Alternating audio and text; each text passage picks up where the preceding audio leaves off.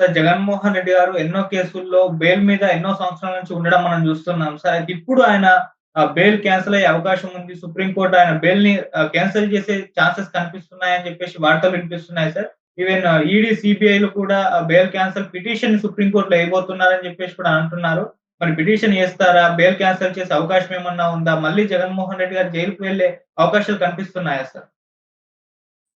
ఒక్కొక్కసారి రాజకీయాల్లో ఎలా ఉంటదంటే, చాలా చిన్న తప్పు కూడా పెద్ద స్థాయిలో పరిణమిస్తది. మనకు తెలుసు కేసీఆర్‌కి మంత్రి పదవి ఇచ్చుంటే అసలు తెలంగాణ మూవ్‌మెంట్ లేదని చాలా మంది చెప్తారు. ఎందుకంటే చంద్రబాబు గారిని కేసీఆర్‌కి మంత్రి పదవి ఇచ్చుంటే ఆయన బయటికెళ్ళి టీఆర్ఎస్ పెట్టే పరిస్థితి లేదు. ప్రత్యేక తెలంగాణ ఉద్యమం జరిగేదే కాదని. అట్లాగే జగన్ కూడా ఒక పెద్ద తప్పు ఏంది అంటే రఘురామకృష్ణరాజుని వేధించడం. రఘురామకృష్ణరాజు మీద రాజద్రోహ చట్టం పెట్టి సిఐడి ద్వారా వేధించడం అనేది జగన్ చేసిన తప్పు. దానివల్ల ఒక ఎనిమీని జగనే తయారు చేసుకున్నాడు.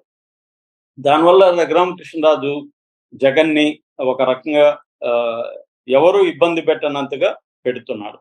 మామూలుగా పబ్లిక్ లైఫ్ లో జగన్ని రోజు వచ్చి జగన్ మీద వీడియోలు చేయడం, జగన్ని అవహేళన పరచడం, జగన్ని చాలా తక్కువ స్థాయిలో డీల్ చేసి నీ వల్ల అయితే నన్ను ఏమైనా చేసుకోని ఒక ఛాలెంజ్ ఇసిరినా జగన్ ఏం చేయలేని పరిస్థితిలోకి జగన్ వెళ్ళిపోయాడు.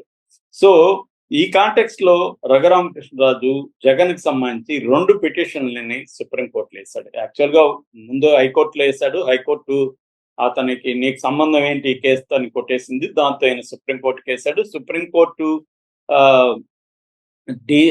డివై చంద్రచూడ్ బెంచ్ అంటే చీఫ్ జస్టిస్ బెంచ్ దాన్ని యాక్సెప్ట్ చేసింది, విచారణ జరుగుతుంది.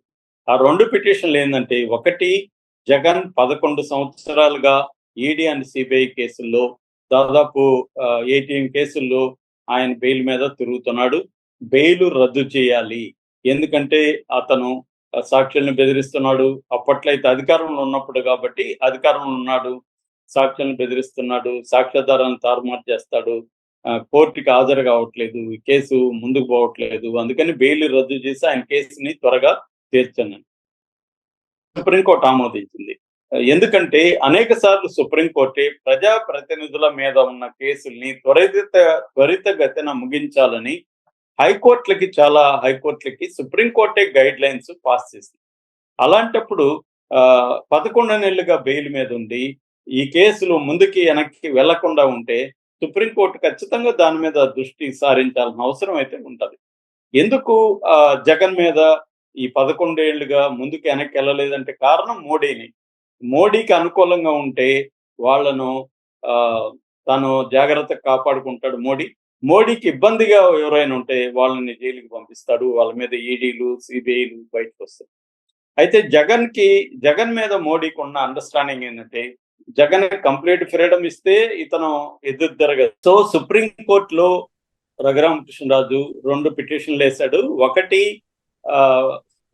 ఈ బెయిల్ ని రద్దు చేయమని, 2 ఈ కేసుని ఆంధ్రప్రదేశ్ హైకోర్టు నుంచి తెలంగాణ హైకోర్టు నుంచి వేరే రాష్ట్రానికి మార్చమని కూడా ఆయన పిటిషన్ వేశాడు. అయితే మొన్నటి వరకు చీఫ్ జస్టిస్ కింద ఇది బెంచ్ లో ఉన్నింది. ఇప్పుడు justice Sanjay Khanna chief justice అయ్యారు. సో ఆయన వచ్చిన తర్వాత దీన్ని జస్టిస్ ఓకా బెంచ్ కి ఇచ్చారనమాట. సో ఈ ఓకా బెంచ్ లో సంజయ్ కుమార్ అనే ఒక జడ్జి గారు ఉన్నారు. ఆయన నాట్ బిఫోర్ మీ అని పెట్టాడు. నాట్ బిఫోర్ మీ అంటే మామూలుగా బెంచ్లకు సంబంధించి కొన్ని కేసులు వచ్చినప్పుడు ఇది నాకు వద్దు, నేను దీన్ని చూడను అని కొంతమంది జడ్జిలు చెప్తారు. దానికి రకరకాల కారణాలు ఉంటాయి. సంజయ్ కుమార్ ఏమంటే గతంలో ఆయన ఇక్కడ పనిచేస్తాడు కాబట్టి ఆంధ్రప్రదేశ్లో, ఆంధ్రప్రదేశ్ చెందిన వ్యక్తి కాబట్టి నేను ఈ కేసుని చూడడం కరెక్ట్ కాదని ఆయన తప్పుకున్నారు. ఇప్పుడు దాన్ని వేరే బెంచ్ కి ట్రాన్స్ఫర్ అవుతుంది. డిసెంబర్ 2న ఇది విచారణ జరుగుతుంది. అయితే ఇప్పుడు ఇక్కడ ప్రధానమైన అంశం ఏంటంటే, ఈడీ అండ్ సిబిఐ కూడా పిటిషన్లు వేయబోతున్నాయి అనేది కొత్త వార్త. సో ఏమని వేయబోతున్నారంటే, బెయిల్ రద్దుకి వాళ్ళు కూడా రికమెండ్ చేస్తున్నారు. మామూలుగా బెయిల్ రద్దుకి కారణాలను చెప్పాలి. మామూలుగా ఒక వ్యక్తికి బెయిల్ ఎందుకు ఇస్తారు అంటే, ఈ వ్యక్తి సాక్షుల్ని తారుమారు చేయడు, అంటే సాక్షుల్ని బెదిరించడు, లేకపోతే ప్రలోభపరచడు, సాక్ష్యాధారాల్ని తారుమారు చేయడు, లేకపోతే ఫ్లైట్ రిస్క్ అంటారు. ఫ్లైట్ రిస్క్ అంటే విదేశాలకు పారిపోవడు, ఇలాంటి కారణాలు. అంటే బెయిల్ ఎప్పుడు రిజెక్ట్ చేస్తారు, విదేశాలకు పారిపోతాడు, లేదా సాక్షుల్ని బెదిరిస్తాడు, ప్రలోభపరుస్తాడు, లేదా సాక్ష్యాధారాల్ని తారుమారు చేస్తాడు. ఈ 3 కారణాలతో బెయిల్ ఇవ్వరు. ఈ 3 కారణాలు జగన్కి లేదు. ఎందుకంటే అతను ఆల్రెడీ అప్పట్లో ఎంపీగా ఉన్నాడు. కాబట్టి అతను దేశం వదిలిపోయే ప్రసక్తి లేదు. రెండోది సాక్షుల్ని సాక్ష్యాధారాలను తారుమారు చేసే పరిస్థితి కూడా లేదని కోర్టు నమ్మింది. ఆల్రెడీ 16 నెలలు జైల్లో ఉన్నాడు. కాబట్టి కోర్టు అతనికి బెయిల్ ఇచ్చింది.